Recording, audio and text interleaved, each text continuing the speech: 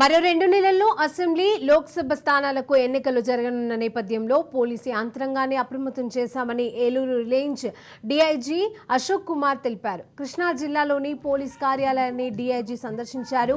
ప్రశాంత వాతావరణంలో ఎన్నికలు జరిగేందుకు అవసరమైన చర్యలను ఇప్పటి నుండే ప్రారంభించామని అన్నారు. సమస్యాత్మకమైన గ్రామాలపైన ప్రత్యేక దృష్టి సారిస్తున్నామన్నారు. ఎన్నికల్లో గొడవలు సృష్టించే వారిని గుర్తించి బైండ్ ఓవర్ కేసులు నమోదు చేస్తున్నామని డీఐజీ తెలిపారు. పూర్తి చేయాలి, కానీ ఇక్కడ కొన్ని బిజీ షెడ్యూల్ వల్ల దాన్ని కంప్లీట్ చేయలేక ఇప్పుడు కంప్లీట్ చేయడం జరుగుతూ ఉంది.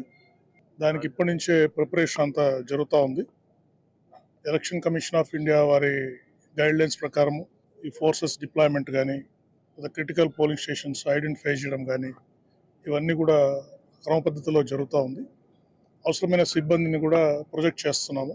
లోకల్గా పోలీస్ ఆఫీసర్స్ సెన్సిటివ్ గ్రామాల్లో ఎక్కడైనా క్యాస్ట్ కాన్ఫ్లిక్ట్స్, తర్వాత పొలిటికల్గా టెన్షన్ ఉన్న విలేజ్లు పర్యటించడము, అక్కడ పోలింగ్ బూత్స్ విజిట్ చేయడము, అక్కడ పొలిటికల్ గ్రూప్స్తో మాట్లాడడము, తర్వాత ఎవరైతే పోలింగ్ని డిస్టర్బ్ చేస్తారని అనుమానం ఉందో